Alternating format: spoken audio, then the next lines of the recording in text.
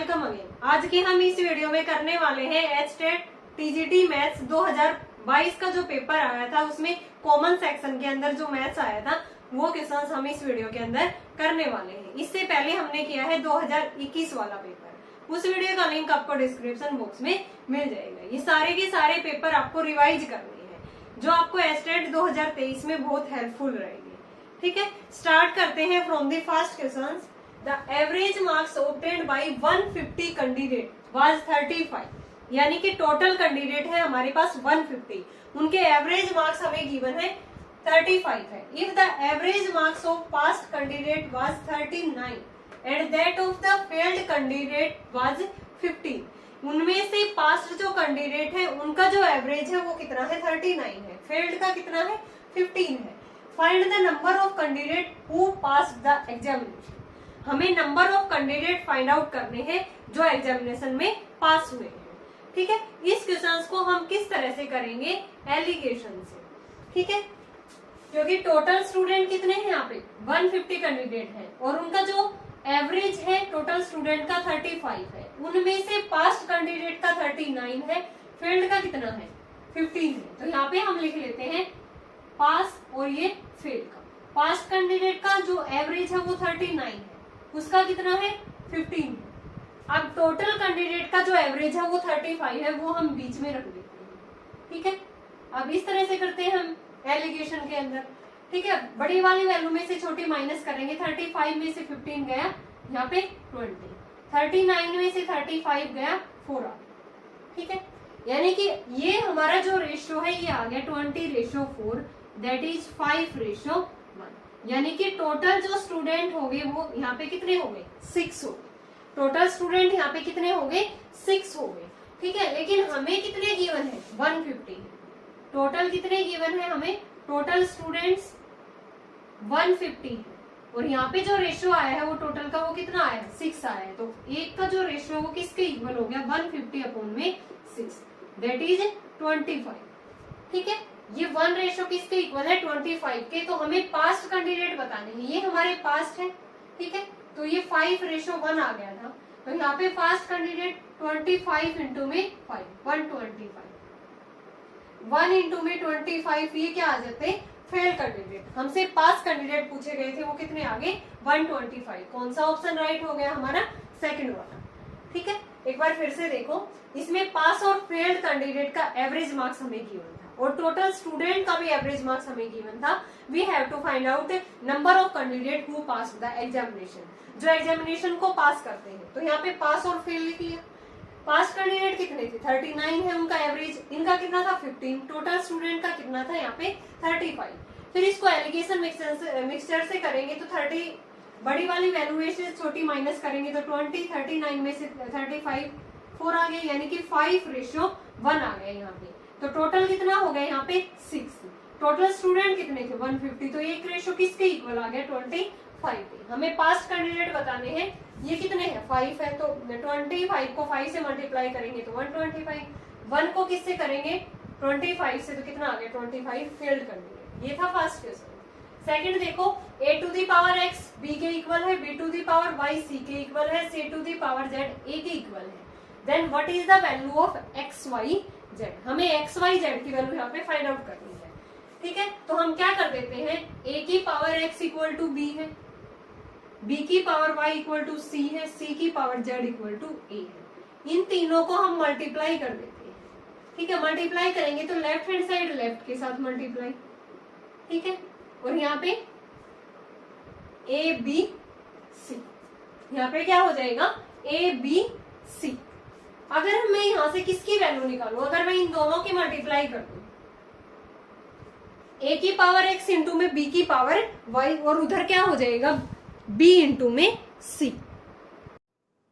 हमें यहाँ पे xyz की वैल्यू फाइंड आउट करनी है। ठीक है, तो यहाँ से हम किस तरह से करेंगे, a⁴x देखो b है और b⁴y किसके इक्वल है c, तो b की वैल्यू यहाँ से क्या है a⁴x और ऊपर ये क्या हो गया इसकी power y equal to c, यानी कि पावर टू पावर क्या होती है मल्टीप्लाई इक्वल टू c। लेकिन यहाँ पे c⁴z a के इक्वल है, यहाँ पे c की वैल्यू क्या निकाली है हमने a⁴xy, यहाँ पे पुट कर देते हैं c की जगह पे a⁴xy और ऊपर पावर z है।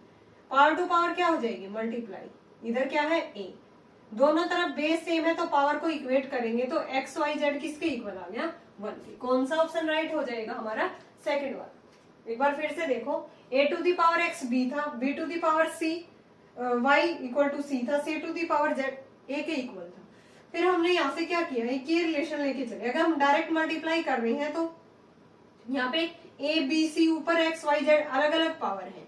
अगर यहाँ पे ये हमारी सेम होती नीचे डिनोमिनेटर तो पावर को ऐड कर देते यहाँ पे, ठीक है। तो इससे तो हमारा क्वेश्चन नहीं निकलेगा। तो b to the power equal to c है, b किसके इक्वल है, a to the power x और ऊपर power y equal to c, power to power multiply, यानी कि a to the power x y equal to c आ गया। But c की पावर z a के इक्वल है तो c की वैल्यू यहाँ से पुट कर दी, a to the power x y ऊपर power z equal to a, base same है, पावर को इक्वेट करेंगे तो x y z किसके इक्वल टू आ गया, 1 के इक्वल टू आ गया। नेक्स्ट करते हैं थर्ड,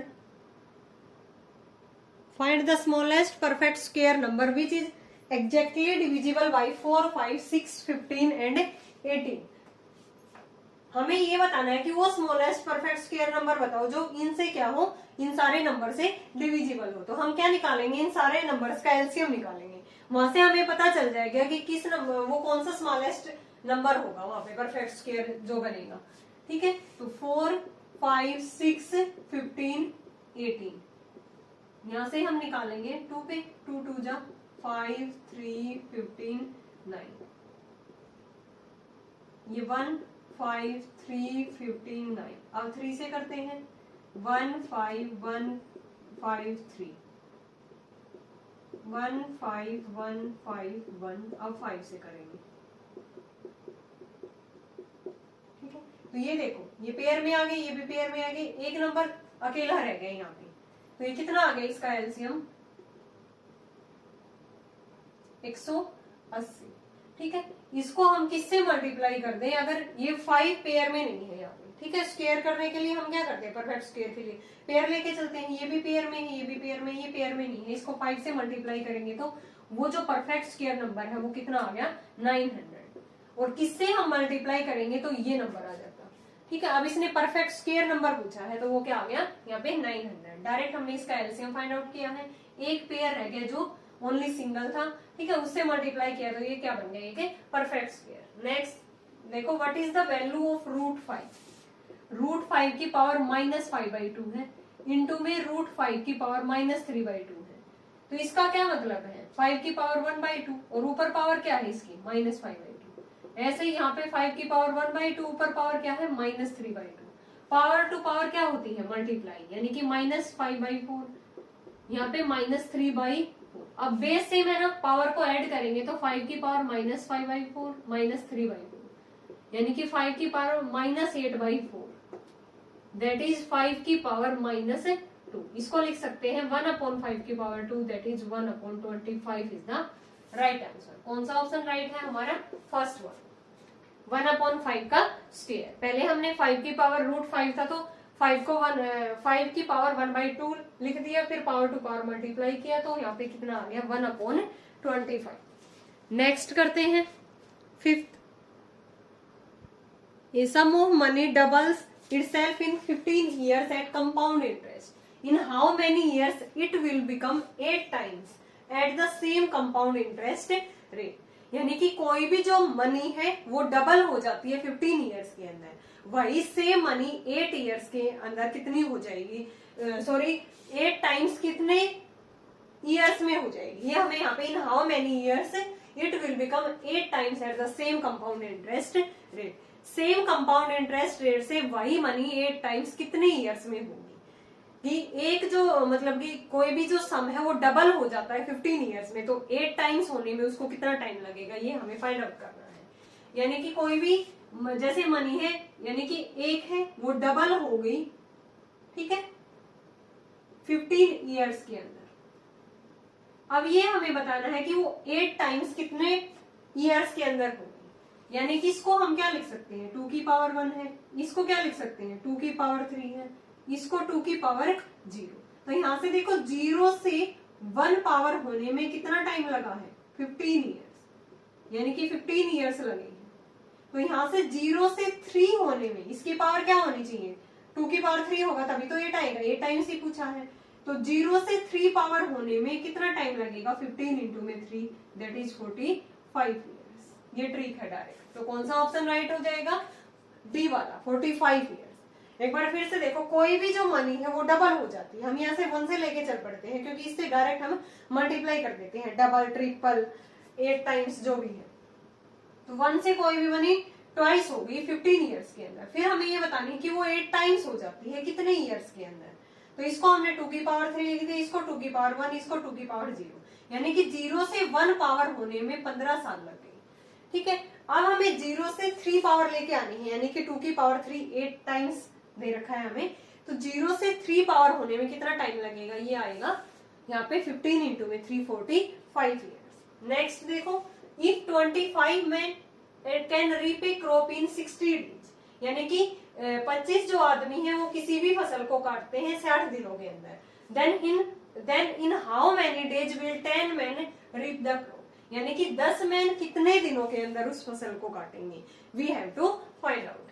यानी कि ये किस टाइप का क्वेश्चन है जिसमें हम ये फॉर्मूला यूज करते हैं, ट्रिक हम यूज करते हैं MDH अपॉन में W। ठीक है, ये M1 D1 H1 जो भी है, M2 D2 H2 अपॉन में W। M मैन को रिप्रेजेंट कर रहा है, D डे को, आवर को, और ये वर्क को। ठीक है, तो यहाँ पे कितने मैन है, टोटल 25 मैन है। कितने दिनों के अंदर कर रहे हैं उस काम को, फसल को काट रहे हैं 60 के। आवर यहाँ पे हमें गिवन नहीं है, तो वो किसी भी फसल को काट रहे हैं, तो वो यहाँ पे हमने क्या मान लिया, ठीक है 1। एक कोई भी काम कर रहे हैं, ठीक है, यानी कि उस फसल को हमने यहाँ पे क्या क्या कह दिया कि वो 1 है। फिर इसने ये कहा है कि उसको same in how many days will 10 man reap the crop, उसी फसल को काटने में। तो अगर यहाँ पे ये ट्वाइस कहता कि हमें वर्क भी ट्वाइस करना है, तो यहाँ पे 1 लेते, यहाँ पे 2 ले लेते उसका। अब इसने सेम कहा है कि उसी फसल को 10 मैन कितने दिनों में काटेंगे, तो यहाँ पे हमें वर्क क्या लेना है, सेम लेना है। ये तो सेम ही रहेगा। फिर मैन कितने हैं, 10 है। नंबर ऑफ डेज हमें यहाँ पे फाइंड आउट करने हैं, तो यहाँ पे 25 इंटू में 60, ये 10 नीचे आ गए यहाँ पे, इक्वल टू ये कितना आ गया, ठीक है। तो नंबर ऑफ डेज कितने आ गए, 150 डेज। कितने दिनों में काटेंगे उस फसल को, वो 150 डेज। तो कौन सा ऑप्शन राइट हो गया हमारा, 4th वाला। बहुत इजी था। कौन सा फॉर्मूला लगाया है हमने, MDH वाला। ठीक है, नीचे क्या है, उसका वर्क है कि यहाँ पे कितने मैन थे, 25 मैन थे, 60 दिन के अंदर किसी भी फसल को काट रहे हैं, मतलब कि किसी भी काम को कर रहे हैं, ये भी कह सकते हो। तो वो काम हमने एक ले लिया, उसी काम को करने के लिए 10 मैन कितने दिन लगाएंगे, तो 10 दिन हमें यहाँ पे फाइंड आउट करना है। तो डी की वैल्यू कितनी आ गई यहाँ पे, 150 डेज। बहुत इजी क्वेश्चन है और हर बार आते हैं ये पेपर में, हर बार वर्क एंड टाइम का और इस तरह से SI और CI का क्वेश्चन। नेक्स्ट करते हैं 7th। If x plus 1 by x equal to 5, then what is the value of x cube plus 1 upon x cube? Algebra का क्वेश्चन है, इस टाइप का क्वेश्चन भी आपको देखने को मिलता है। ठीक है, वेरी इंपॉर्टेंट है। x plus 1 by x 5 है, तो हमें x cube plus 1 by x cube की वैल्यू यहाँ पे फाइंड आउट करनी है। तो डायरेक्ट यहाँ पे क्या हो जाएगा हमारा, यहाँ पे x plus 1 upon x 5, हमें x cube plus 1 by x cube means यहाँ पे इसका क्यूब करना पड़ेगा। तो यहाँ पे x plus 1 upon x का क्यूब किसके इक्वल टू होगा, x cube plus 1 by x cube, 3 into में x इंटू में 1 by x into x plus 1 by x। इधर भी करेंगे 5 का क्यूब, हमें तो इसकी वैल्यू फाइंड आउट करनी है, x क्यूब प्लस 1 अपॉन में x क्यूब, ये कैंसिल आउट हो गया, x प्लस 1 by x, ये कितना आ गया 125। हमें इसकी वैल्यू पता है, वो 5 के इक्वल है। x cube plus 1 by x cube plus 3 into में 5, 125। x cube plus 1 upon x cube 125, ये उधर जाके माइनस का हो गया, ये कितना आ गया यहाँ पे 110। कौन सा ऑप्शन राइट हो गया हमारा, सेकंड वाला। डायरेक्ट हमें दिख रहा है ना यहाँ पे, अगर यहाँ पे स्क्वायर होता तो हम स्क्वेयरिंग कर देते दोनों तरफ। ठीक है, अब x cube plus 1 by x cube को इधर रखा, 3 इंटू में 3ab into a plus b होता है ना। अब a प्लस b की वैल्यू 5 दे रखी है, जेड इज 5 पुट कर देंगे, तो हमें ये निकालना है, इसको इधर रखा और सारे टर्म्स को उधर लेके गए, तो आंसर कितना आ गया 100। नेक्स्ट देखो, फाइंड द वैल्यू, इसको हम x कह देते हैं। Let x equal to under root 8 plus 2 root 8 plus 2 root 8। Plus and so. अब देखो रूट को रिमूव करने के लिए स्केयरिंग कर देते हैं। X square equal to squaring करेंगे तो 8 प्लस में 2√8 प्लस में 2√8 प्लस में एंड सो। स्केयरिंग करेंगे तो ये पहले वाला रूट कैंसिल आउट हो गया, ठीक है, रूट से स्केयर। तो एक्स स्केयर किसके इक्वल टू आ गया यहाँ पे 8 प्लस में 2√8 प्लस में 2√8 प्लस में एंड सो। अब यहाँ पे x square equal to 8 plus में 2 इंटू में ये जो वैल्यू है ये हमने क्या मानी, ध्यान से देखो, एक्स माना था ना, √8 प्लस में 2√8 प्लस में 2√8, यही तो है 8 प्लस में 2√8 प्लस में 2√8 एंड सो। तो इस वाली चीज को मैं एक्स पुट कर दूं क्योंकि ऊपर से हमने इसको एक्स माना था। अब ये क्वाड्रेटिक बन गई, एक्स स्क्वायर माइनस में 2x माइनस 8 इक्वल टू 0। अब ऐसे कौन से टू फैक्टर होंगे जिनकी प्रोडक्ट -8x स्क्वायर आई और सम -2x आए, तो एक्स स्क्वायर -4x प्लस में 2x -8 equal to 0। x common x -4, 2 common x -4, x -4 दोनों से बाहर इंटू में x plus 2 equal to 0। x की value x -4 equal to 0, x plus 2 equal to 0, x की वैल्यू -2, x की वैल्यू 4। ऑप्शन देखते हैं कौन सा ऑप्शन है हमारा, देखो 4, 11, 10, 8 दे रखा है, तो कौन सा ऑप्शन मैच कर रहा है हमारा x इक्वल टू 4 1। तो सिंपली देख कि किस तरह से किया है, इसको पहले हमने x मान लिया रूट वाले टर्म को, स्क्वायरिंग किया, स्क्वायर से स्क्वायर रूट कैंसिल आउट हो गया, 8 प्लस में 2√8 प्लस में 2√8 एंड सो। अब इसी चीज को तो हमने x माना था, इसको दोबारा यहाँ पे x लिख दिया, क्वाड्रेटिक बन गई x के अंदर, x की 2 वैल्यू आ गई, तो कौन सा ऑप्शन दिख रहा है हमें x इक्वल टू 4। नेक्स्ट करते हैं 9th। If each sides of the square be increased by 50%, then find the percentage increase in the area। कोई भी स्क्वायर की जो साइड्स है वो कितनी इंक्रीज की गई है 50%, देन हमें percentage increase in the area find out करना है।